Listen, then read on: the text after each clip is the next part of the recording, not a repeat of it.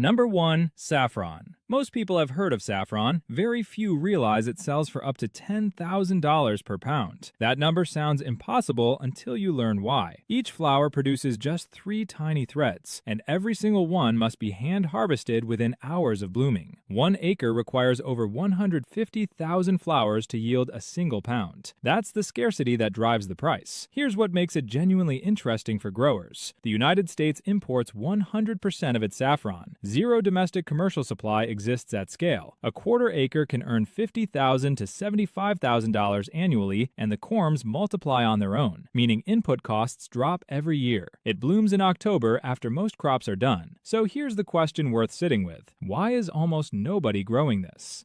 Number 2. Gourmet mushrooms. Oyster mushrooms can be harvested in 7 days. Not weeks, not months, 7 days. That single fact changes how you think about farming income entirely. Gourmet mushrooms, oyster, lion's mane, shiitake, grow in dark, humid spaces using straw, sawdust, or coffee grounds as substrate. No land, no sunlight. A converted basement or spare room is enough. A 10 by 10 foot space can generate $15,000 per year. Fresh varieties sell for $10 to $20 per pound, while specialty dried mushrooms reach $40 or more. The real opportunity sits in lion's mane specifically. Restaurants want it, wellness brands want it, consumers buying brain health supplements want it, and most local markets have zero consistent supply. That gap between demand and available product is exactly where profit lives. Number 3. Lavender. Lavender is one of the only crops that earns money in at least 5 different ways from the same plant: fresh bundles, dried bundles, essential oil, infused products, and agritourism. That layered income is what separates it from most specialty crops. Once established, lavender asks for almost nothing. It tolerates drought, poor soil, and neglect. A mature field yields 1,000 to 1,500 pounds of dried flowers per acre. At wholesale, that's $15,000 annually. Add processed products and the number triples. Add farm visits, photography sessions, or workshops, and it grows further still. Hardy varieties like Hidcote and Munstead handle cooler climates well. The planting investment pays returns for 15 to 20 years. The real question isn't whether lavender is profitable, it's why more small farms aren't treating it as a long-term business asset.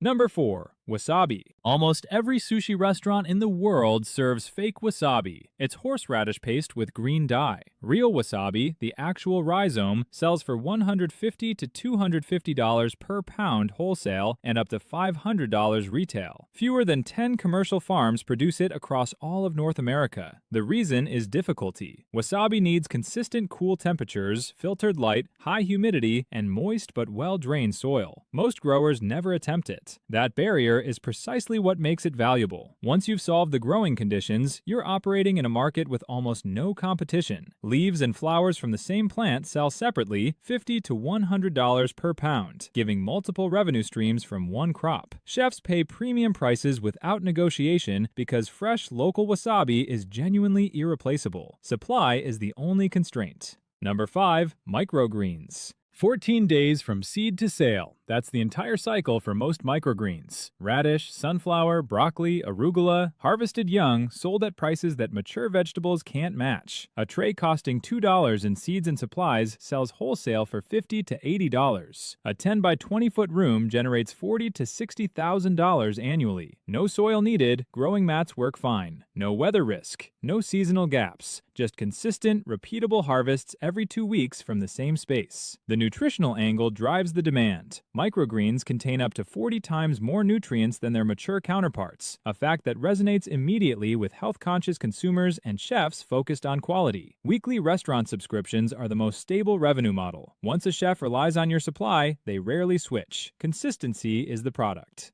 Number 6. Stevia. A single stevia leaf is 200 to 300 times sweeter than sugar and contains 0 calories. The global market for natural sweeteners is worth billions, yet most of the stevia sold domestically is still imported and heavily processed. The raw, dried leaf market is a different category entirely, and it's far more accessible for small growers. Dried stevia leaves sell for $25 to $40 per pound. The plant can be harvested several times per season, regenerating quickly after each cut. It grows as a perennial in warm climates and as an annual elsewhere. Low input costs and multiple harvests per year make the math attractive even on modest growing space. The buyers, tea blenders, small batch food producers, health food retailers, pay consistently and order in volume. Diabetics alone represent a market that isn't going anywhere. That's the kind of stable demand that supports a long-term growing operation. Number 7. Ashwagandha. The global supplement market for ashwagandha is worth hundreds of millions of dollars annually, and most of it is supplied by imports from India. Domestic growers who produce certified organic roots have a direct competitive advantage: fresher product, lower shipping costs, and a premium that certified organic commands in this category. Dried root sells for $25 to $60 per pound. Ashwagandha is drought tolerant, grows in sandy or loamy soil, and requires minimal irrigation once established. It reaches harvest maturity in 6 to 8 months. The plant is genuinely low maintenance relative to its market value. What most growers miss is the buyer side of this crop. Supplement companies need reliable, documented domestic sources. One wholesale relationship with a mid-sized supplement brand provides more stable income than dozens of farmers market days. The crop rewards the grower who builds relationships, not just the one who grows the most.